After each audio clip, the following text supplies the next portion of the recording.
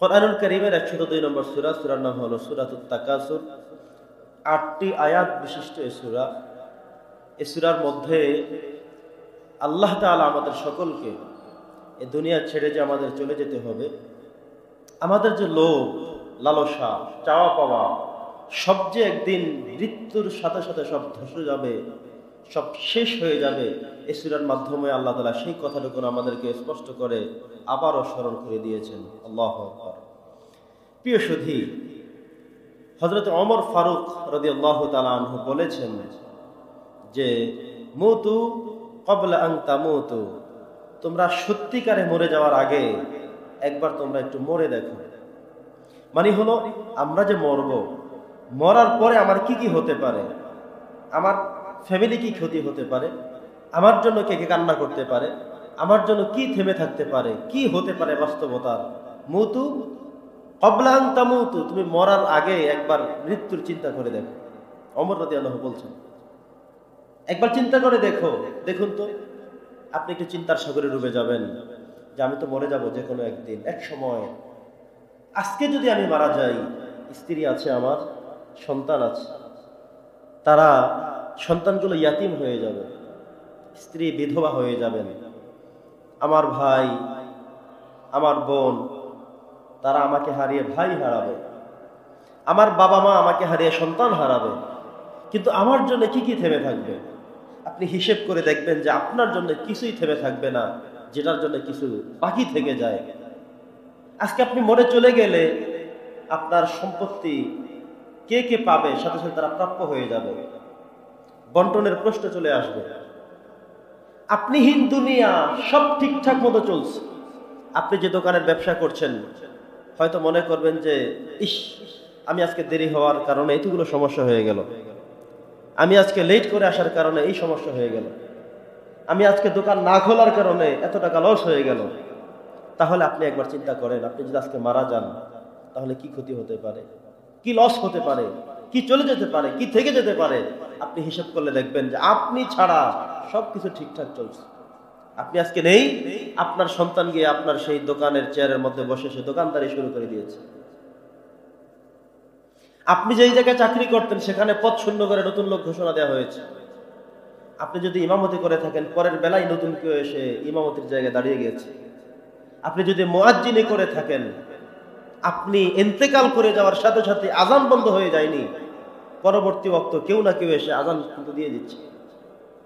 আপনি যদি মুফাসসিরে কোরআন হয়ে থাকেন, আপনি ইন্তেকাল করার পরে ওয়াজ মাহফিল থেমে থাকবে না, অন্য কেউকে নিয়ে, বিকল্প কাউকে নিয়ে ওয়াজ তার জায়গা থেকে চলছে। আপনি যে খাটে ঘুমাতেন, সেই খাট, সেই তোষক, সেই বালিশ সব ভাগ হয়ে গেছে। আপনার লুঙ্গি আপনার ভাই, আপনার সন্তান পরিধান করা শুরু করে দিয়েছে। আপনার বস্ত্রগুলো অন্য কেউ পড়ছে। আপনার চকি, আপনার জায়গা, আপনার জমি, আপনার ব্যালেন্স, আপনার অর্থ সবকিছু চলছে। আপনি হীন দুনিয়া। আপনি মনে করতে পারবেন না যে আমি ছাড়া কি চলে, আমি ছাড়া কি হয়। না, আপনি ছাড়াও হয়, আপনি ছাড়াও চলে। ওমর ফারুক রাদিয়াল্লাহু তাআলা বলছেন, মুতু ক্বাবলা আন তামুতু, তোমরা মরার আগে একবার মরে যাও। তুমি যে সত্যি সত্যি মরে যাবে তার আগে একবার ট্রাই করো, একবার দেখো যে তুমি যখন নাই, তোমার অনুপস্থিতির সময় কিছু থেমে থাকেনি, সবকিছু তার জায়গা থেকে চলছে, সবকিছু তার মতো করে চলছে, থেমে থাকেনি কোনো কিছু, থমকে যায়নি কোনো কিছু, সবকিছু তার গতিতেই চলছে। এছাড়া তিনি আরো বলছেন যে হাসাবু ক্বাবলা আন তুহাসাবু আলাইকুম, তোমার হিসাব তো আল্লাহ নেবেন, আল্লাহ তাআলা হিসাব নেওয়ার আগে তোমার হিসাবটা তুমি আরেকবার কষে দেখো, তোমার হিসাবটা তুমিই দেখো। আপনি এখন এই মুহূর্তে হিসাব শুরু করেন, সকাল থেকে এই পর্যন্ত কি করলাম, এটা আমাকে কোথায় নিয়ে যায়। আমি এই পর্যন্ত, এই জীবন পর্যন্ত, আমার 40 বছরের জীবনে, 45 বছরের জীবনে, 50 বছরের জীবনে এই পর্যন্ত যা করলাম, অপকর্ম, আকাম কুকাম, ভালো মন্দ, নেক কাজগুলো কি পরিমাণে করলাম, বদ কাজগুলো কি পরিমাণে করলাম। আজকে যদি আমি মারা যাই, কোথায় আমি চলে যাচ্ছি, কোথায় আমার যাওয়া উচিত, কোথায় আমি থাকবো, আপনি আগে হিসাবটা করে নেন। হাসাবু ক্বাবলা আন তুহাসাবু আলাইকুম, আল্লাহ যে তোমাদের থেকে হিসাব নেবেন, সেই হিসাবের আগে একবার তুমি হিসাব করে দেখো। তুমি তোমাকে বসাও, তুমি তোমাকে বিছানায় পিঠ লাগিয়ে, বালিশে মাথা দিয়ে তুমি তোমার হিসাবটা গ্রহণ করো, মুআখাযা করো, জিজ্ঞাসা করো, জাস্টিফাই করো, জানো যে আজকে এই মুহূর্তে আমি মারা গেলে যাব কোথায়, আমার হিসাব কি বলে। কিয়ামতে আল্লাহ তাআলা বান্দাকে দিয়ে দিবেন হাতে যে ইকরা কিতাবাকা কাফা বিনাফসিকা আল ইয়াউমা আলাইকা হাসিবা। তুমি তোমার কিতাবগুলো পড়ো না, তুমি তোমার যা করে এসেছো পৃথিবীতে, তোমার খাতা, তোমার বই, তোমার পুস্তক তুমি নিজেই পড়ো, তুমি নিজেই দেখো, তুমি নিজেই হিসাব মেলাও। কাফা বিনাফসিকা, তোমার জন্য তুমি নিজেই যথেষ্ট। আল ইয়াউমা আলাইকা হাসিবা, তোমার হিসাব গ্রহণ করে তুমি কোথায় যাবে এজন্য তুমি নিজেই যথেষ্ট। তোমাকে ওজন দেওয়া লাগবে না, পাল্লায় ঢুকানো লাগবে না, হিসাব নিকাশ করে সেই জায়গায় তোমার যাওয়া লাগবে না, তুমি নিজেই তোমারটা বোঝো। আল্লাহু আকবার, কত দারুণ কথা, কত গুরুত্বপূর্ণ কথা, কত শক্তিশালী হাদিস। একবারও কি আমরা ভেবে দেখেছি? আমাকে বলা হয়েছে তুমি তোমার হিসাবটা দেখো, খোঁজো, অন্বেষণ করো, অবজারভেশন করো, তুমি তোমাকে বুঝিয়ে দাও। প্রিয় সুধী, কিছু মানুষ তো আমরা এমন আছি পুরো সপ্তাহের মধ্যে নামাজ নাই, জুমার দিন এসে আমরা আগে ভাগে বসে যাই। আছে এমন মানুষ? কথা বলবেন। কিছু মানুষ এমন আছেন জুমার দিনও নামাজ পড়তে আসেন না, আসলেও উপরে গিয়ে, পিছনে গিয়ে, বাহিরে গিয়ে অল্প সময়ের জন্য, কারণ ওয়াজ শোনা যাবে না। এক জেলার এক বিএনপি নেতা বলে দিয়েছেন যে আমার এই আসনের মধ্যে কোনো ওয়াজ মাহফিল চলতে পারবে না। মানুষদেরকে বলে দিয়েছেন কেউ কোনো সহযোগিতা করতে পারবে না, কারণ ওয়াজ করলেই নাকি ওনাদের গায়ে লাগে। স্পষ্ট ভাবে যদি কোরআন সুন্নাহ থেকে ওয়াজ করা হয় গায়ে লাগে, লাগার মতোই কাজ করে, এজন্যই গায়ে লাগে। এজন্যই তিনি বন্ধ করে দিয়েছেন যে এখানে ওয়াজ চলবে না। টাকা পয়সা খরচ করে আমরা আমাদের বদনাম শুনবো, আমাদের বিরুদ্ধে কথা বলবে, এই ওয়াজ চলতে পারবে না। নাউজুবিল্লাহ করেন। আরে ভাই, উচিত ছিল তোমার, ওয়াজ চলবে, সব চলবে, তুমি তোমাকে কোরআন আয়নায় দেখো, তুমি কোথায় আছো, তোমার কি পরিস্থিতি, কি হিসাব তোমার, তুমি তোমারটা দেখো। তুমি নামাজ পড়ো না, তাই তোমার কাছে সেটা কষ্ট তো লাগবেই। নামাজ পড়ো, নামাজ শুরু করে দাও। তুমি ঘুষ ছাড়া তোমার ব্যবসা বাণিজ্য চলে না, তোমার বিবেক বুদ্ধি ঘুষ ছাড়া হয় না, তোমার ইনকাম ঘুষের ছাড়া হয় না। ঘুষের বিরুদ্ধে কথা বললে, কোরআন সুন্নাহর আয়াত দাঁড়িয়ে গেলে তুমি ছেড়ে দাও সেটা, তাই বলে কি তুমি মাহফিল বন্ধ করে দেবা? এতদিন স্বৈরাচারদের দোসররা যেটা বন্ধ করেছে, এখন আবার মোটামুটি নতুন কিছু তৈরি হয়ে গিয়েছে বন্ধ করার জন্য। তবে আমরা না বিশ্বাস করি কিয়ামত পর্যন্ত একদল কোরআনের পক্ষে থেকেই যাবে, আরেক দল কোরআনের বিপক্ষে এসে মাহফিলকে বাধা দিয়ে আবু জাহেল, আবু লাহাব উত্তর শরীর তারা দায়িত্ব পালন করেই যাবে। এবার সিদ্ধান্ত আপনার, সিদ্ধান্ত আপনার, কোনটায় থাকবেন, ওইটা না এইটা, ডান না বাম। ফারিকুন ফিল জান্নাতি ওয়া ফারিকুন ফিস সাঈর, একটা হলো জান্নাতের দল আর একটা হলো জাহান্নামের দল। কোনটায় যাবেন আপনি, সিদ্ধান্ত আপনার। বন্ধুগণ আমার, হযরত ওমর ফারুক রাদিয়াল্লাহু তাআলা আনহু বলছেন, হাসাবু ক্বাবলা আন তুহাসাবু, তোমার হিসাব যে আল্লাহ তাআলা গ্রহণ করবেন, নেবেন, তার আগে তুমি নিজেই হিসাব করে নাও। তুমি তোমাকে জাস্টিফাই করো, তুমি তোমার আয়না দিয়ে তুমি তোমার চেহারা দেখো, তুমি কোথায় আছো, কোন পর্যায়ে আছো, কি করছো তুমি। এই পর্যন্ত এতটুকুন জীবন, আজকে পর্যন্ত তুমি তোমার কত বছর হায়াত হয়েছে, কত বছর তুমি অতিবাহিত করেছো, এই জীবনের মধ্যে ভালো কতটুকু করেছো, মন্দ কতটুকু করেছো। আজকে যদি তুমি চলে যাও, আল্লাহর কাছে ডাকে সাড়া দিয়ে যদি চলে যাও, তাহলে তোমাকে কোথায় দেয়া হবে, জান্নাত না জাহান্নাম? এই হিসাব গ্রহণের জন্য তুমি নিজেই যথেষ্ট, তুমি নিজেই তোমার হিসাবটা করে ফেলো। কিয়ামতে আল্লাহ তাআলা তাই করবেন, ইকরা কিতাবাকা কাফা বিনাফসিকা আল ইয়াউমা আলাইকা হাসিবা, আজকে তোমার হিসাব গ্রহণের জন্য তুমি নিজেই যথেষ্ট। তুমি দেখো তোমার খাতা, তোমার কিতাব কতটুকু লেখা হয়েছে, তোমার নেকের পাল্লা ভারী নাকি বদের পাল্লা ভারী, ভালো কাজ করেছো এটার খাতা পত্রের হিসাবটা বেশি, না অপকর্ম করেছো খাতা বেশি। বন্ধুগণ আমার, আমাদেরকে চলতে হবে ইত্তেবা, উলামায়ে কেরামদের পিছনে, ইসলাম প্রিয় তাওহীদি জনতার পিছে। কিন্তু আপনি এমন মানুষকে নেতা মানলেন, এমন মানুষের পিছু হটলেন, এমন মানুষকে অন্ধভাবে সাফাই গাইলেন, যেই লোক এক ওয়াক্ত নামাজ ঠিক মতো পড়ে না, যেই লোক চায় না কোরআন দিয়ে আমার দেশ চলুক, সেই লোকের পিছনে যদি আপনিও হাঁটতে থাকেন, তাহলে আপনার গন্তব্য জাহান্নাম। কোথায়? জাহান্নাম ছাড়া আপনার গতি থাকবে না। নামাজি ব্যক্তির পিছনে হাঁটুন, কোরআনওয়ালার পিছনে হাঁটুন, আপনার জীবনকে জান্নাতময় করে দিবেন কে? আল্লাহ তাআলা। বন্ধুগণ আমার, আমাদেরকে চিন্তা করতে হবে, আমি আজকে আসি তো সব আছে, আমি হীন, দুনিয়া কেমন হয়ে যায় চিন্তা করলে সব অ্যান্সার পেয়ে যাবেন। আপনি নাই, কিছুই বসে থাকবে না। আপনার চাকরি বাকরি, আপনার কর্মস্থল, আপনার জায়গা জমি, আপনার চকি, আপনার লুঙ্গি, আপনার জামা, প্রত্যেকটা বন্টিত হয়ে এক একজন এক একটা নিয়ে যাবে। আপনি মনে করতে পারেন যতদিন বেঁচে ছিলেন ততদিন শুধু আমার আমার করেছেন, আজকে রুহুটা চলে যাওয়ার পরে আমার শেষ হয়ে গিয়েছে। আমার আমার করতে গিয়ে হালালের দিকে লক্ষ্য করেননি, হারামের দিকে ভ্রুক্ষেপ করেননি, কিছুই চিন্তা করেননি। যেখান থেকে পেয়েছেন, যা পেয়েছেন তাই গ্রহণ করেছেন, ধরেছেন। রুহুটা চলে যাওয়ার পরে আপনার আর কিছুই নাই, এটা সাথে সাথে হয়ে গেল অন্যের। কিন্তু আপনার যে কিছুই ছিল না, কিছুই থাকবে না, এই চিন্তাটা আপনি এখনই করে ফেলুন। এখন আপনার ভিতরে রূহ আছে, বুঝ শক্তি আছে, সিদ্ধান্ত নেওয়ার সময় আছে। এখনই চিন্তা করেন, এখনই সিদ্ধান্ত নেন, আমি আজকে জাহান্নামের দিকে পা বাড়াবো কেন?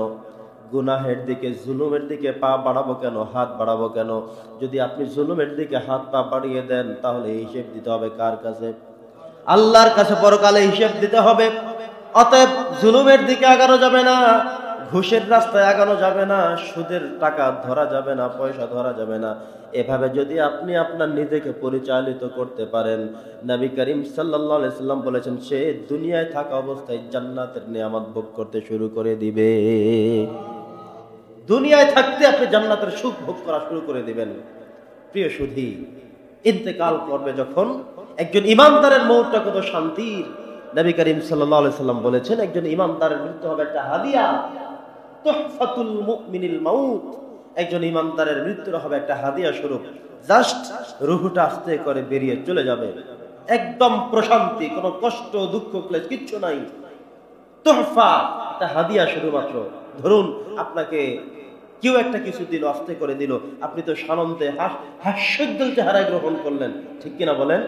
আপনারা যদি কিছু দিয়ে থাকেন, একটা টুপিও যদি কেউ দেয়, একটা মাফলার যদি আপনাকে কেউ দেয়, একটা ঘড়ি যদি আপনাকে কেউ দেয়, একটা তাসবিহ যদি আপনাকে কেউ হাদিয়া দেয়, আমরা হাসি খুশি ভাবে গ্রহণ করি না? চমৎকার ভাবে হাস্যোজ্জ্বল চেহারায় আলহামদুলিল্লাহ বলে, বিসমিল্লাহ বলে আমরা রিসিভ করি, গ্রহণ করি। নবীজি বলছেন, ইমানদারের মৃত্যুটা হবে ঠিক এমন, যেভাবে একজনকে একজন হাদিয়া দিলে খুশি হয়, এই স্বচ্ছন্দে সানন্দে তিনি মৃত্যু রিসিভ করবেন, গ্রহণ করবেন। সুবহানাল্লাহ।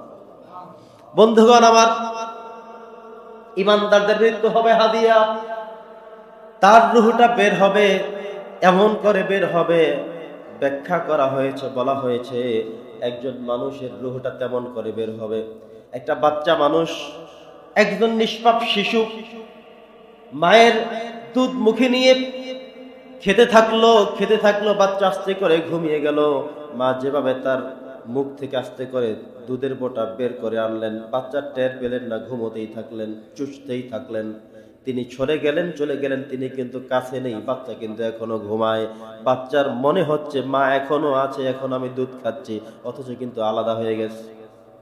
নবীজি বলছেন, ইমানদারদের মৃত্যুটা হবে এমন, আস্তে করে তার রূহটা বেরিয়ে চলে যাবে, তিনি কোনো কষ্ট পাবেন না, তার কোনো দুঃখ হবে না, তার কোনো পেইন হবে না, তার কোনো ব্যথা হবে না, চিৎকার হবে না, চেঁচামেচি হবে না।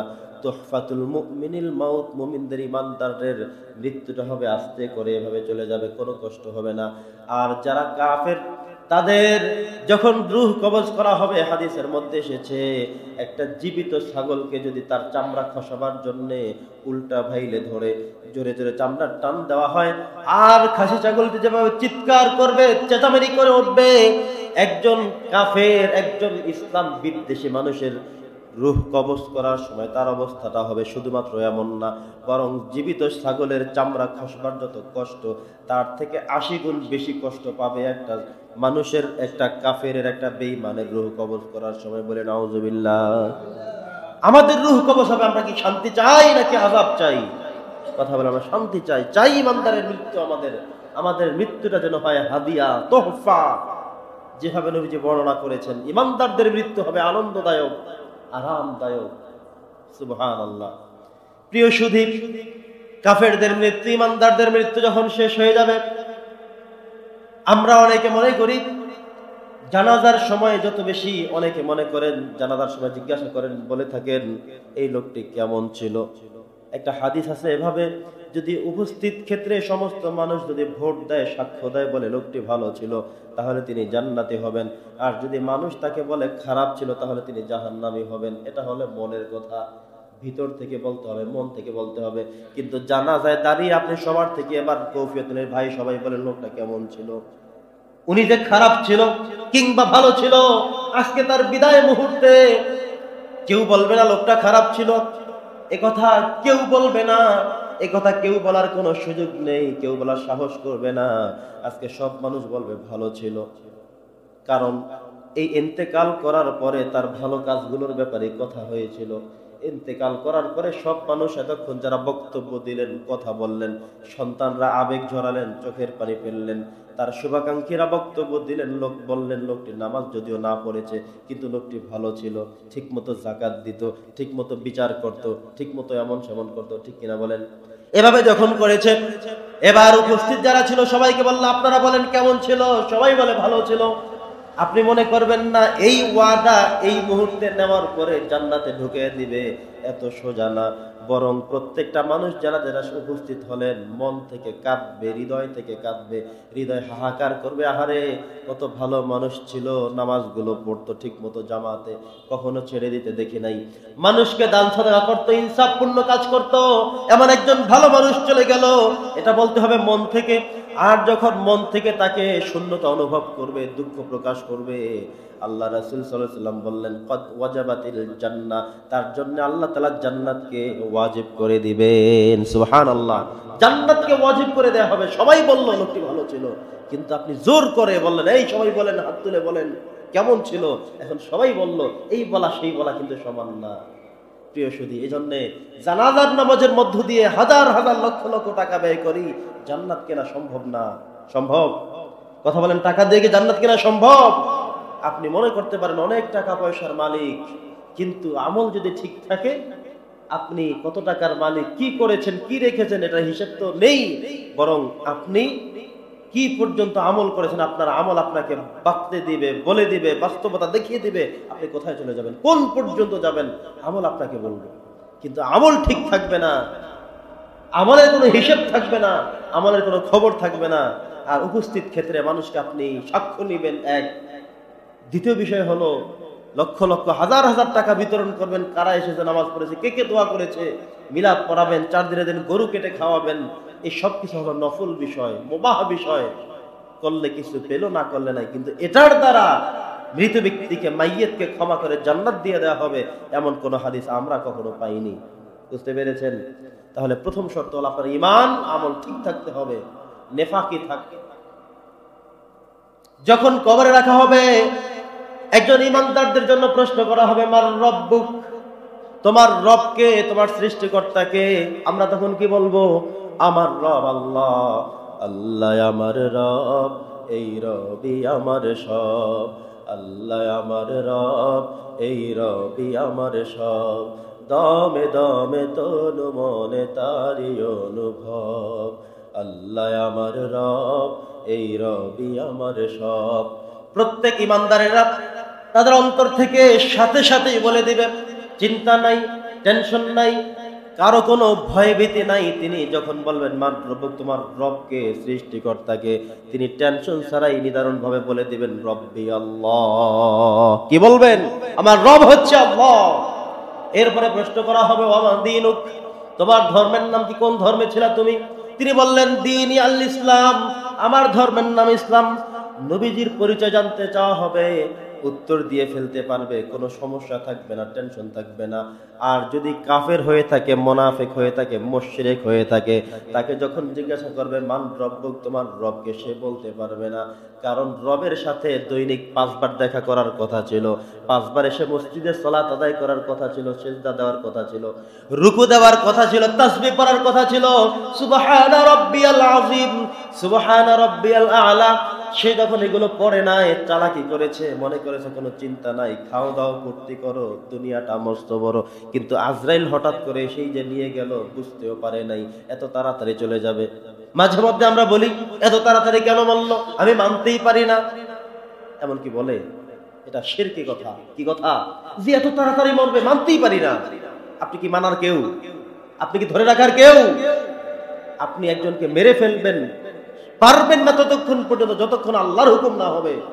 একজন মানুষকে আপনি আইসিইউ সিসিইউ দিয়ে আরো কিছু করে আটকে রাখবেন, বাঁচিয়ে রাখবেন, সেটা আপনার ক্ষমতা নাই যতক্ষণ পর্যন্ত আল্লাহ তাআলার সিদ্ধান্ত ফয়সালা হয়ে যাবে।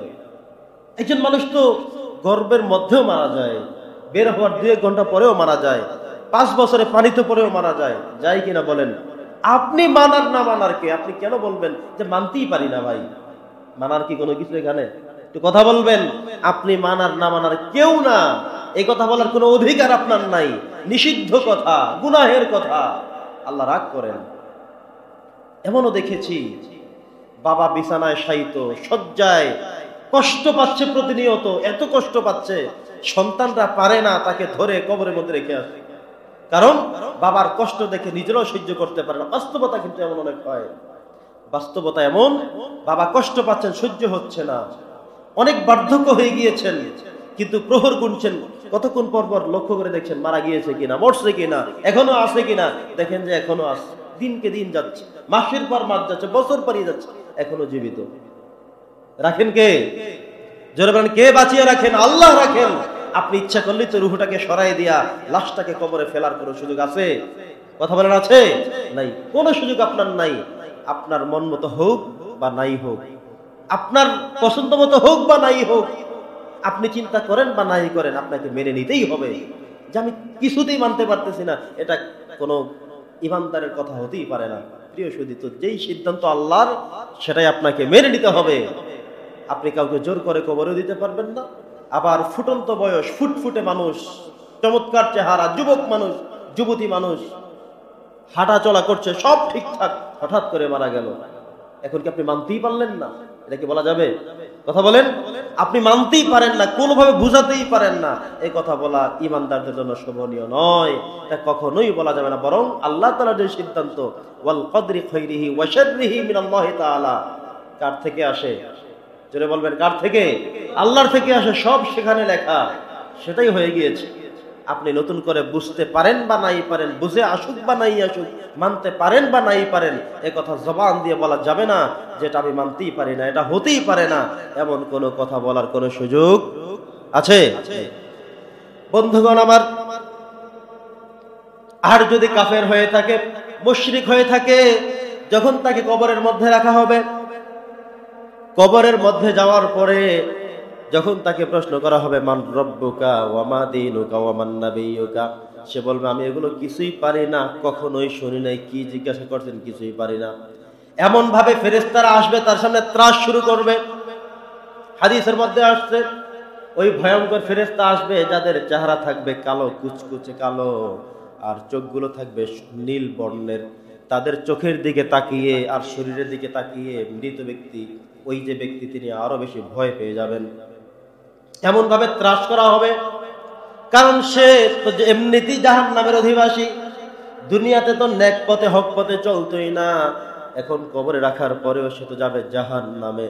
ফেরেশতাদের আকৃতি দেখে, চেহারা দেখেছে, বিবর্ণ হয়ে যাবে, বিপদ সীমায় চলে যাবে, কিন্তু কোনো লাভ হবে না, তিনি কোনো প্রশ্নের জবাব দিতে পারবেন না। সেখানেই তার জন্য জাহান্নামের আযাব শুরু হয়ে যাবে, বলে নাউযুবিল্লাহ। সেখান থেকে জাহান্নামের আযাব শুরু হয়ে যাবে। আমরা কি কবর থেকে জাহান্নামের আযাব শুরু হোক সেটা কি চাই, নাকি শান্তি চাই? কি চাই আমরা? আমরা চাই। যদি শান্তি চাইতে হয়, শান্তি যদি পাইতে হয়, তাহলে আসতে হবে ইমানদারের কাছে, আসতে হবে নামাজের কাছে, আসতে হবে ইসলামের কাছে পরিপূর্ণভাবে। ওয়ালা তামুতুন্না ইল্লা ওয়া আনতুম মুসলিমুন, আয় কামিলুন, পরিপূর্ণ ইমানদার না হয়ে আল্লাহ বলছেন যে কবরের কাছে আইসো না। মৃত্যু তোমার কাছে আসবে, কিন্তু তুমি ইমানদার না হয়ে কবরে আইসো না, তাহলে কবর আছে। আল্লাহ বলছেন ওয়ালা তামুতুন্না, তুমি মরো না, ইল্লা ওয়া আনতুম মুসলিমুন, মুসলমান না হয়ে, আত্মসমর্পিত না হয়ে তুমি কবর আইসো না, না মরো না, তাহলে কিন্তু খবর আছে। বোঝেন নাই? আল্লাহ হুঁশিয়ার করে দিয়েছেন যে হে মানুষ, ঈমান নিয়ে না আসলে, ইসলামের মধ্যে থেকে না আসলে কঠিন এক আযাব শুরু হয়ে যাবে। অতএব ঈমান নিয়ে আসো, ইসলাম নিয়ে আসো, ইসলামের ফলোয়ার হও, ঈমানদারের ফলোয়ার হও, মুমিনের ফলোয়ার হও, উলামায়ে কেরামদের ফলোয়ার হও, হয়ে আসো। তারপরে দেখবা কোরআনের কাছে আসো, তখন তুমি জান্নাতের নূর এই কবরের মধ্য থেকে এখান থেকে পাওয়া শুরু করবে, এখান থেকে শান্তি এবং সুখ পাওয়া শুরু হবে। প্রিয় সুধী, তো বলছিলাম যে আমাদেরকে অবশ্যই নেক পথে চলতে হবে, নেক কাজ করতে হবে। মানুষকে যখন কবরের মধ্যে রেখে 40 কদম দূরে যখন সব মানুষ চলে যাবে, সাথে সাথে ফেরেশতা এসে ইমানদারদের জন্য চমৎকার করে জিজ্ঞাসাবাদ করা হবে, অ্যানসার হয়ে যাবে জান্নাতের বিছানা, ফাফরিশু বিল জান্নাহ ওয়া আলবিসু বিল জান্নাহ, তাকে জান্নাতের পোশাক পরিয়ে দেওয়া হবে, জান্নাতের বিছানা বিছিয়ে দেওয়া হবে। এখান থেকে তার জান্নাতের নেয়ামত, নাজ নেয়ামত সব শুরু হয়ে যাবে। আর যদি বদকার হয়ে থাকে, ইসলাম বিদ্বেষী হয়ে থাকে, ইসলামের বিরুদ্ধাচরণ করে থাকে, তাহলে তার জন্য এখান থেকেই জাহান্নামের আযাব শুরু করে দিবেন কে? জোরে বলতে হবে কে? আমরা কি ইসলামের পক্ষে না বিপক্ষে? কোরআনের পক্ষে না বিপক্ষে? সম্মানিত সুধী, নবী করিম সাল্লাল্লাহু আলাইহি সাল্লাম বলেছেন যে আমাদের প্রত্যেকের জীবনটা এমন হতে হবে যেন আমরা মানুষের সাথে কখনোই জুলুম না করি, অত্যাচার না করি, নির্যাতন না করি, নিষ্পেষণ না করি। আমরা যেন আমাদের নিজেদেরকে জান্নাতে মানুষ হিসেবে গড়ে তুলি। কারণ নবীজি বলেছেন 3 জন মানুষ থেকে তোমরা সব সময় নিরাপদ থাকবে, 3 জন মানুষকে তোমরা বেশি ভয় করবে। এরা কারা? সালাসু দাওয়াতিল মুস্তাজাবা, 3 ব্যক্তি এমন আছেন যারা হাত তুলে দোয়া করতে দেরি আল্লাহ তাআলা দোয়া রিসিভ করতে দেরি হয় না, ফিরিয়ে দেয় না। সুবহানাল্লাহ পড়েন। কয়জন ব্যক্তি? 3 জন ব্যক্তি। এই 3 জন ব্যক্তি খুব ভয়ঙ্কর মানুষ, পজিটিভ ভাবে তারা ভয়ঙ্কর মানুষ। কেমন? নাম্বার 1, দাওয়াতুল মুসাফির। একটা মানুষ মুসাফির মানুষ, আরেক জেলা থেকে আসছে, এখানে আরেক দূর থেকে এসেছে, আরেক দেশ থেকে এসেছে, সেই লোকটা মুসাফির। এই মুসাফির হাত তুলে আল্লাহর কাছে কিছু বলতে দেরি, আল্লাহ গ্রহণ করতে দেরি হবে না। এই জন্য বলা হয়েছে এই মানুষটাকে তুমি ভয় করো। কেমন ভয়? এই লোকটার সাথে কষ্ট দেওয়া যাবে না, এই লোকটাকে উত্ত্যক্ত করা যাবে না, এই লোকটাকে আঘাত দেওয়া যাবে না। কারণ আঘাত আপনি দিবেন, সাথে সাথে তিনি আল্লাহর কাছে বলবেন, এটা অ্যাটাক করে ফেলবে আপনার উপরে। 2 নম্বর কথা, দাওয়াতুল মাজলুম। আপনি একজনকে অন্যায়ভাবে প্রহার করলেন, মারলেন, মারার দেরি, সেই লোকটা আল্লাহর কাছে বলে, আল্লাহ তোমার কাছে বিচার দিলাম। বিচার কার কাছে? জোরে বলেন, কার কাছে? আল্লাহর কাছে যদি কেউ বিচার দিয়ে দেয়, সেই বিচারের পরে আর কোনো বিচার থাকতে পারে না, আর কোনো বিচার থাকতে পারে না। একজন মানুষ কখন দেয়? যখন তিনি দেখেন যেই লোক আমার উপরে অ্যাটাক করেছে, আঘাত করেছে, জুলুম করেছে, এই বিচার আমি এই দেশে পাওয়ার উপযুক্ততা রাখি না। আমি এমন ফ্যামিলির, এমন ব্যক্তি, এমন মানুষ, এমন এক অবস্থায় আছি, আমার এই বিচার কেউ করবে না, কেউ করার মতো নেই। এমন যদি হয়ে থাকে প্রিয় উপস্থিতি, তাহলে তিনি কিন্তু সরাসরি আল্লাহর কাছে বিচার দিয়ে দেন। আর যদি বিচার করার মতো কেউ তার থেকে থাকে, তিনি বলেন, ঠিক আছে, দেখাইয়া দেব, বুঝিয়ে দেব, আমাকে একটা থাপড় দিছো, এই তো টের পাইবা। তার মানে হলো ওনার এখানে কেউ আছে, মাজলুম সেই লোকটা।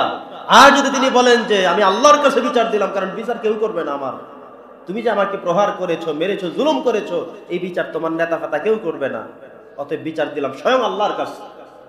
নবীজি বলছেন এই লোকটা ভয়ঙ্কর মানুষ, তাকে তোমরা ভয় করো, এমন মানুষকে ভয় করো। তার মানে কোনো মানুষকে শুধু শুধু আঘাত করা যাবে না, আঘাত করবেন সাথে সাথে সে এমন ভাবে আল্লাহকে অভিশাপ দিয়ে দিবে যে আল্লাহ তোমার কাছে বিচার দিলাম। আল্লাহ বলবে ঠিক আছে, কবুল করে নিলাম, লেট নাই, দেরি নাই, চিন্তার কোনো কারণ নাই। আপনি টেরও পাবেন না কি এক ক্ষতি হয়ে গেল আপনার, লক্ষ টাকা আপনার ক্ষতি হয়ে গেল, স্ত্রীর এমন অসুস্থ, সন্তান এমন কিছু হয়ে গেল, আপনি টেরও পেতে পারলেন না। লক্ষ্য করে দিবেন, একজন মানুষের প্রতি জুলুম করেন, তিনি যদি আল্লাহর কাছে বিচার দেন, আপনি দেখবেন অনেক টাকার মালিক, কিন্তু এমন এক সন্তান হয়েছে যেটার মাথায় কিছু নাই, পাগল, চোখ ঠিক নাই, হাত ঠিক নাই, বডি ঠিক নাই, এমন এক সমস্যা যেটা আপনি কাউকে বলতেও পারলেন না, অথচ আপনি দাপটে মানুষ, কিন্তু আপনার সন্তানটা এমন হলো আপনি বলতেই পারছেন না। আপনি বাহিরে অনেক ক্ষমতা দেখান, কিন্তু ঘরে গেলে স্ত্রী যা বলে তা। আছে এমন মানুষ? তাহলে কি যে আপনার হয়ে গেল। ওই যে একজন মাজলুম লোক আল্লাহর কাছে বলেছে আল্লাহ তোমার কাছে বিচার দিলাম, আল্লাহ তুমি বিচার করে দাও। বিচার আল্লাহই করবেন, এমন করবেন যেটা আপনি টের পাবেন না। দুনিয়ায় বিচার করলে সেটা একটা লিমিট থাকবে, কিন্তু আল্লাহ যদি বিচার করে তাহলে সেটা আলমের বাইরে চলে যাবে। ঠিক কিনা বলেন? প্রিয় উপস্থিতি, 3 নম্বর হলো দাওয়াতুল ওয়ালিদাইন। বাবা মায়ের দোয়া এটা হলো সবচেয়ে বড় ভয়ঙ্কর দোয়া। এই দোয়ার উপরের স্তরের কোনো দোয়া আর হতে পারে না। নবী করিম সাল্লাল্লাহু আলাইহি সাল্লাম বলেছেন, হুমা জান্নাতুকা ওয়া নারুকা, তোমার আব্বা আম্মা তোমার জন্য জান্নাত এবং তারাই তোমার জন্য জাহান্নাম। তাদের সাথে ভালো আচরণ করে, সুন্দর আচরণ করে জান্নাত তোমরা অর্জন করে নাও। আর যদি জান্নাত অর্জন করতে না পারো, খারাপ যদি করো, তাহলে তাদের খারাপ করার কারণে তোমরা জাহান্নাম কামাই করে নিলাম। বলে নাউজুবিল্লাহ। বাবা মা তোমার জান্নাত এবং জাহান্নাম, এই কথা কার? বিশ্ব নবীর কথা।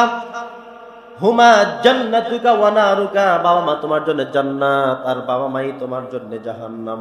বাবা মার সাথে সুন্দর আচরণ করে, উত্তম আচরণ করে, চমৎকার আচরণ করে জান্নাত করে নাও। আর বাবা মার সাথে কষ্ট দিবা, খারাপ আচরণ করবা, তারা বদদোয়া দিলে, খারাপ দোয়া করলে আল্লাহর কাছে হাত তুলেও বলা লাগে না, শুধু ভিতরে কষ্ট পেল, একটু আহাজারি করলো, আহারে, এটা বলা মাত্রই আল্লাহ কোরআনে বলেছেন, ফালা তাকুল্লাহুমা উফ, উফ করবে এমন শব্দটাও যেন তারা না করে। এমন এক জঘন্য কথা বলা হয়েছে। বাবা মা দোয়া করতে দেরি, কবুল হতে দেরি না। বাবা মা বদদোয়া করতে দেরি হয়, তোমার জুলুমের সরকার হয়ে যেতে আর দেরি হবে না। এই তিনটা জায়গাকে ভয় করতে বলা হয়েছে। নাম্বার এক, একজন মুসাফির মানুষ তিনি আল্লাহর কাছে যাবেন, আল্লাহ কবুল করে নেন, মুসাফির মানুষকে ভয় করতে বলা হয়েছে। এবং কোন মুসাফির যদি আপনি পান, একজন আলেম মুসাফির দূর থেকে আসছে, তাকে বলে যে ভাই আপনি হাত তুলেন, আপনি মুসাফির মানুষ। নবীজি বলছেন মুসাফিরের দোয়া ফেরত দেওয়া হয় না। এই মুসাফিরের বলবেন যে ভাই আপনি তো মুসাফির মানুষ, একটু আমার আব্বার কবরটা জিয়ারত করে যান, একটু দোয়া করে যান। কথা বোঝেন না? একটু আপনি হাতটা তুলেন। মুসাফির মানুষের দোয়া নবীজি বলছেন ফেরত দেওয়া হয় না। 2 নম্বর, দাওয়াতুল মাজলুম, আপনাকে একজনে শুধু শুধু খামোকা মেরেছে, আপনি কোনো অপরাধই করেন নাই,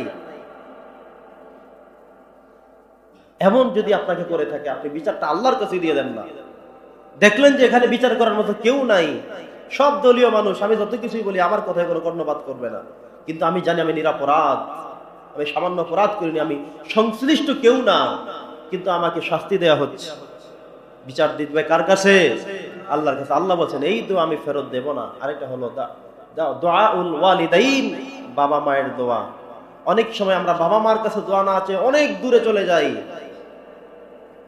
অনেক দূরে আমরা চলে যাই, বিভিন্ন মাজারে চলে যাই, বিভিন্ন জেলায় চলে যাই, বিভিন্ন হুজুরের কাছে চলে যাই, বিভিন্ন ওলামায়ে কেরামদের কাছে চলে যাই, বাবা মার সাথে খারাপ আচরণ করে মনে করি হুজুর দোয়া করলে সব হয়ে যাবে। না, বিষয়টা এমন না।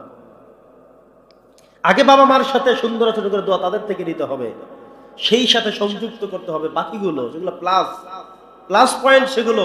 কিন্তু বাবা মাকে কষ্ট দিয়ে হুজুরের থেকে দোয়া এনে জান্নাতে চলে যাবেন, বিষয়টা অত সোজা না। এই হাদিসে তাহলে আসতো যে দুআউল উলামাইল কিরাম, এই কথা আসতো? আসে নাই তো। 3 জনের কথা আসছে, মুসাফিরের কথা, মাজলুমের কথা, আব্বা আম্মার দোয়ার কথা। 3 জনের দোয়াকে অত্যন্ত গুরুত্বের সাথে দেখতে বলা হয়েছে। অত্যন্ত ভয়ঙ্কর, তারা বললেই কবুল হয়ে যায়, বললেই রিসিভ হয়ে যায়। মাঝে মধ্যে এমন হয় না, খুব ব্যস্ত আমি, ফোন আসছে আননোন নাম্বার, রিসিভ করি না, কারণ এখন আমি খুব ব্যস্ত। কিন্তু একটা নোন নম্বর, সেভ করা নম্বর, পরিচিত নম্বর ফোন আসছে, তাহলে চিন্তা করি ফোনটা রিসিভ করার সময় এখন আছে কিনা, কি বলতে পারে, তাহলে তাড়াতাড়ি ধরি অথবা রেখে দেই, হয় কিনা এমন? প্রিয় উপস্থিতি, তো আল্লাহ তাআলার কাছে ঠিক গুরুত্বপূর্ণ এমন কয়েকটা বিষয় আছে। আমি যদি দেখি যে আমার মা আমাকে এই মুহূর্তে ফোন দিয়েছেন, আমার কাছে গুরুত্ব লাগবে কেন তিনি ফোন দিয়েছেন, অথবা এমন এক আমার ঊর্ধ্বতন কেউ আমাকে ফোন দিয়েছেন, আমি সেটা গুরুত্বের সাথে তাড়াতাড়ি রিসিভ করতে হবে। আল্লাহর কাছে এমন কিছু গুরুত্ব আছে। এই 3টা গুরুত্বপূর্ণ। কয়টা? কোন মুসাফির যদি দোয়া করে, নবীজি বলছেন এটা নিয়ে কোনো কর্পণ্য করা হয় না, সময় ক্ষেপণ করা হয় না, সাথে সাথে রিসিভ। কোন মাজলুম মানুষ যদি বলে আল্লাহ আমার উপরে যে জুলুম করেছে তুমি তার বিচার করো, নবীজি বলছেন এই দোয়াটা রিসিভ করতে, এই ডায়াল রিসিভ করতে আল্লাহ কোনো সময় নেয় না। সুবহানাল্লাহ। আরেকটা হলো বাবা মা সন্তানের প্রতি সন্তুষ্ট হয়ে যদি কোনো দোয়া করেন, অথবা অসন্তুষ্ট হয়ে কোনো বদদোয়া করেন, দুইটা অ্যাটাক হয়ে যায় সাথে সাথে। তাহলে 3 জন মানুষকে আমরা গুরুত্ব দিব, ভয় করব, এদেরকে কষ্ট দেওয়া যাবে না, এদের সাথে খারাপ করা যাবে না, গুরুত্ব দিয়ে তাদের থেকে দোয়া নিতে হবে। দোয়া কবুল করবেন কে? জোরে বলেন। তো এই 3টা জায়গায় আমরা খুব বেশি গুরুত্ব দিব। প্রিয় সুধী, আমাদের প্রত্যেকটা ইবাদত করতে হবে শিরক মুক্ত। ইবাদত যত শিরক মুক্ত হবে ততই আমাদের ইবাদতগুলো আল্লাহর কাছে বেশি গ্রান্টেড হবে, গুরুত্ব বেড়ে যাবে। হযরত ইব্রাহিম আলাইহিস সালাম তার জীবনী কোরআনুল কারীমের মধ্যে আসছে, ওয়াইজ ক্বালা ইব্রাহিমু লিআবিহি আযারা আতাত্তাখিযু আসনামান আলিহা ইন্নী আরাকা ওয়া কওমাকা ফি দালালিন মুবিন। ইব্রাহিম নবী তিনি বললেন যে বাবা, আমি তো আপনাকে দেখি আপনি যে আতাত্তাখিযু আসনাম, আপনি যে মূর্তিগুলোর পূজা করছেন, এগুলোর পিছনে আপনি থাকছেন। ইন্নী আরাকা ওয়া কওমাকা ফি দালালিন মুবিন, আমি আপনাকে আপনার জাতিকে আমি তো স্পষ্ট গোমরাহির মধ্যে দেখছি। এরপরে তিনি একটি সময় মনে করলেন যে তারকারাজিগুলো এটা কি আমার রব নাকি? তারকারাজি কি আমার রব? কারণ সেগুলো সন্ধ্যার সময় একটু মাগরিবের পর ক্ষণে গিয়ে দেখবেন মিটিমিটি জ্বলছে। উনি আসমানের দিকে লক্ষ্য করলেন, দেখলেন তারকাগুলো। রাআ কাওকাবান ক্বালা আহাযা রাব্বি, কোরআনে আসছে হাযা রাব্বি, তাফসীরে লেখছে যে আহাযা রাব্বি, এটা কি আমার রব হতে পারে? ফালাম্মা আফালা, যখন অস্ত চলে গেল, তিনি বললেন যে না, যেটা অস্ত চলে যেতে পারে আল্লাহ বা রব এমন হতে পারে না। এরপরে তিনি রাআশ শামস, তিনি যখন চন্দ্র দেখলেন বাযিগান, যখন উদীয়মান চমক শুরু করেছে, তিনি বললেন যে আহাযা রব, এটা কি আমার রব? ফালাম্মা আফালা ক্বালা লা উহিব্বুল আফিলিন ইন্নী বারিউম মিম্মা তুশরিকুন। তিনি চাঁদ দেখলেন, সূর্য দেখলেন। যখন তিনি চাঁদ দেখলেন তিনি বললেন লা ইল্লাম ইয়াহদিনি রাব্বি লাকুনান্না মিনাল কওমিদ দাল্লিন, আমার আল্লাহ যদি আমাকে রাস্তা না দেখায়, পথ না দেখায়, তাহলে আমি গোমরাহির শেষ ঠিকানায় চলে যাব। তিনি যখন সূর্য দেখলেন তিনি আবার মনে করেন এটাই মনে হয় আমার রব, এটাই সবচেয়ে বড়। কিন্তু তিনি যখন দেখলেন সেটাও চলে গেছে, তিনি বললেন যে না, আল্লাহ যদি আমাকে পথ না দেখায় তাহলে আমি তো বেঈমান মুশরিক হয়ে যাব। তিনি এবার এসে বললেন ইন্নী ওয়াজ্জাহতু ওয়াজহিয়া লিল্লাযী ফাতারাস সামাওয়াতি ওয়াল আরদা হানিফান ওয়া মা আনা মিনাল মুশরিকিন, আমি মুশরিক নই, শিরক ব্যতীত ইবাদত আমি করতে চাই। আল্লাহ তাআলা ওনাকে শিরক ব্যতীত পথ রাস্তা উন্মুক্ত করে দিলেন। সুবহানাল্লাহ। আমরা যারা ঈমানদার মনে করি আমি জান্নাতি মানুষ, আমি ভালো মানুষ, আমার থেকে ভালো মানুষ আর হতে পারে না, আমার থেকে ভালো মানুষ আর কেউ নাই, অথচ এই কথা বলবার কোনো সুযোগ নেই। কারণ আপনি মনে করতে পারেন ভালো মানুষ, যে কোনো সময় আপনি বিপদে পড়ে যেতে পারেন। দেখবেন এমন কিছু লোক দেখবেন অনেক ভালো মানুষ, ঠিকমতো নামাজ রোজা তাসবিহ তাহলিল সব ঠিক আছে, হঠাৎ করে দেখবেন উনি আর এই জগতে নাই, অন্য জগতে চলে গেছে। তাহলে বুঝতে হবে উনি ঠিকমতো কাজ করে তিনি আবার বিপদে কেন গেলেন। যখন আপনি সৎপথে থাকবেন, সুপথে থাকবেন, ভালো পথে থাকবেন, তখনও আল্লাহর কাছে সাহায্য চাইতে হবে যে আল্লাহ, যে পথে আমি আছি এই পথ যেন ইন্তেকাল পর্যন্ত থাকতে পারি, তোমার জান্নাতে যাওয়া পর্যন্ত এই রাস্তা যেন থাকতে পারে, সেই দোয়া তোমার কাছে চাই। কথা বোঝেন নাই? আপনি ভালো কাজ করতে পারলেই জান্নাতে চলে গিয়েছেন, চলে যাবেন, এই কথা বলার সুযোগ নেই। কারণ আল্লাহর কাছে বারবার সাহায্য চাইতে হবে। এই জন্য আমরা নামাজ পড়ি, প্রত্যেক ওয়াক্তে আমরা বলি ইহদিনাস সিরাতাল মুস্তাকিম, আল্লাহ সরল সঠিক পথ দেখাও। বলি কি না আমরা? আপনারা বলেন, সবাই বলি তো আমরা। এরপরে নামাজে আল্লাহর কাছে এরপরে বলি যে আল্লাহ আমাকে সরল সঠিক পথ দেখাও, সোজা পথ দেখাও, জান্নাতের রাস্তা দেখাও। এরপরে আমাদের কথা সে একটাই, যতই মনে করি ঠিক আছে তবুও আল্লাহর কাছেই সাহায্য চাওয়া, আল্লাহর কাছেই বলতে থাকা। প্রিয় সুধী, আল্লাহ ছাড়া আমাদের বলবার মতো আর তো কেউ নেই। যেটা বলছিলাম সূরাতুত তাকাসুরের মধ্যে আল্লাহ বলছেন যে আলহাকুমুত তাকাসুর, প্রাচুর্যের যে সম্পদ এটা আমাদেরকে দুনিয়ার দিকে মোহাচ্ছন্ন করে ফেলেছে। হাত্তা যুরতুমুল মাকাবির, আমাদের যতক্ষণ না ইন্তেকাল করব ততক্ষণ পর্যন্ত দুনিয়ার লোভ লালসা এটা শুধু আমাকে টানবেই। নবীজি বলেছেন বনি আদমরা হলো এমন, তাদেরকে যদি এক একজনকে এক একটা স্বর্ণের পাহাড় দিয়ে দেওয়া হয় তবুও তারা চাইবে আরেকটা স্বর্ণের পাহাড় আমার কি করে করা লাগবে, দুর্নীতি করা লাগবে না কাউকে মারা লাগবে না কোনটা করা লাগবে, এটা নিয়ে তারা চিন্তা শুরু করে দেবে। অথচ জাহান্নামী চিন্তা। কিসের চিন্তা? আল্লাহ তাআলা আপনাকে যতটুকু দিয়েছেন ততটুকু নিয়ে হালাল ভাবে আপনি সন্তুষ্ট থাকেন। বনী ইসরাইলদের হাদিসের মধ্যে আসছে যে সম্পত্তির লোভ মায়া, বনী ইসরাইলদের 3 জন যুবক 4টা স্বর্ণের টুকরার মতো। ঘটনাটি এমন ছিল, তারা কাজের সন্ধানে বেরিয়েছেন, পাহাড়ের এক গুহায় গিয়ে তারা সেখানে 4টা স্বর্ণের টুকরা পেলেন। কয়টা? মানুষ কয়জন? 3 জন মানুষ, 4টা স্বর্ণের টুকরা। এখন কি বন্টন করতে কষ্ট হবে না? ঝগড়া আছে না নাই? এখন 3 জনে বসলো কি করা যায়, ভাগ করবো কিভাবে? চিন্তা করতে করতে বললেন, ঠিক আছে তাহলে একজনে বাজারে যাও, খাবার নিয়ে আসো, আমরা একটু রেস্ট করি, অনেক কষ্ট করেছি, বাজার নিয়ে আসো, তারপরে আমরা রুটি আনো, খাওয়া দাওয়া করে তারপরে আমরা ভাগ করব। একজনকে রুটি আনতে পাঠিয়ে দিয়ে বাকি দুজন চিন্তা করলো, ও আসলেই আমরা দুজন ওকে মেরে ফেলবো। ওকে মারার পরে মানুষ দুইজন, স্বর্ণের টুকরা 4টা, বন্টন করতে কষ্ট হবে না, তুমি 2টা আমি 2টা নিয়ে চলে যাব, ওরে মারতে হবে। এবার দুইজনে মোটামুটি প্রস্তুত হয়ে আছে, ও আসলেই ওকে কি করবে, মেরে ফেলবে। এটা হলো সম্পত্তির চিন্তা, টেন্ডেন্সি, আরেকজনকে মারতে কুণ্ঠাবোধ করে না। প্রিয় সুধী, আশা মাত্রই লোকটি কষ্ট করে বাজারে গিয়ে রুটি কিনে নিয়ে আসছে, আশা মাত্র দুজনে ধরে কোনো কিছু বলা কওয়া ছাড়াই লোকটিকে ধরে একদম মেরে ফেললো, গলা টিপে জায়গায় ব্রেক মেরে ফেললো। এবার চিন্তা করলো, তাহলে আমাদের আর টেনশন নাই, তুমি 2টা আমি 2টা, নেওয়া শেষ, এবার ল আমরা খাই তারপরে যাই। ওই লোক করেছে কি, যখন বাজারে গিয়েছে চিন্তা করলো যে ওরা তো 2জন, আমি তো একা, তাহলে আমি এই খাবারের সাথে বিষ মিশিয়ে নিয়ে যাব। কি করব, বিষ মিশিয়ে নিয়ে যাব, যাতে করে ওরা 2জন খেয়ে মরে যাবে, এরপরে আমি একাই 4টার অধিকারী হয়ে যাব, নিয়ে যাব আমি একলা, আমার আর টেনশন নাই। তাহলে সম্পদের লোভ মানুষকে জাহান্নামে নিয়ে ছাড়ে। যেই চিন্তা সেই কাজ করে, এই খাবারগুলোর সাথে বিষ মিশ্রিত করে নিয়ে আসে। ওর তো চিন্তা যে আমি নিব, ওরা খাবে, ব্যাস মরে যাবে, আমি সবকিছু নিয়ে চলে যাব। ও তো যাওয়ার পর আগেই মারা গেছে। ওরা 2জন যখন খাওয়া শুরু করলো, খাবারের পরে ওরা কি এখন আছে না নাই? ওরা 2জন যখন বিষ মিশ্রিত খাবার গ্রহণ করলো, সাথে সাথে তারা লাশ পড়ে আছে। অনেক সময় পর কিছু মানুষ ঘুরতে এসে দেখে 4টা স্বর্ণ পড়ে আছে, 3টা লাশও পড়ে আছে। সমস্যা ছিল কি, সম্পত্তির লোভ। কি ছিল? সম্পত্তির লোভ। আল্লাহ বলছেন, হাত্তা জুরতুমুল মাকাবির, কবরে যাওয়া পর্যন্ত তোমাদের লোভ কমেই না, আরো লাগবে, আরো লাগবে, আরো চাই, আরো পাইতে হবে। এখান থেকে জিলাপি দেন না মিলাদ পাড়ায়া, এই গেট দিয়ে নিবে, ওখান দিয়ে আবার ফুঁকে দিবে, প্যাকেট দিবেন, 2টা নেওয়াই লাগবে। এই টেন্ডেন্সি মাথায় কাজ করে। এটা হলো আমাদের বাঙালির সবচেয়ে বাজে স্বভাব। প্যাকেট দিতে দেখলে 2টা প্যাকেট কেমনে নেওয়া যায়, কিভাবে নেওয়া যায়, কি এমন এক সফলতা এটার মধ্যে। জিলাপি দিলে 2বার কেমনে নেওয়া যায়, আছে না নাই? সম্পত্তির লোভ ইনসাফ থেকে আপনাকে বঞ্চিত করে ফেলছে। যে খাবারটা তো আমার জন্য শুধু একবার, ইনসাফ থেকে আপনি সরে গেলেন। ওই যে বনি ইসরাইলের লোক, 4টা স্বর্ণ পড়ে আছে, 3টা লাশও পড়ে আছে। প্রত্যেকের মধ্যে লোভে কাজ করেছিল, লালসায় কাজ করেছিল। এরা সবাইকে দুনিয়া থেকে বিতাড়িত করে দিয়েছে।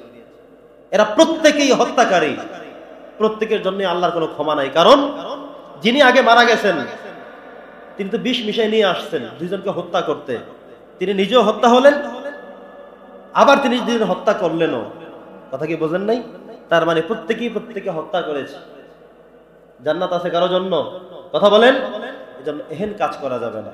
প্রিয় সুধী, আজকের এই জায়গা থেকে আমরা সিদ্ধান্ত নেব, আমরা দুনিয়ার মোহে পড়ে, দুনিয়ার লোভে পড়ে আমরা যেন কেউ কখনো বাজে চিন্তা, বাজে স্বভাব, জাহান্নামে যেতে হবে এমন কোন কর্মকাণ্ড আমাদের দ্বারা কখনোই যেন না হয়। আল্লাহ তাআলা আমাদের সকলকে সেভাবেই থাকবার তৌফিক দান করেন। ওয়া মা আলাইনা ইল্লাল বালাগ।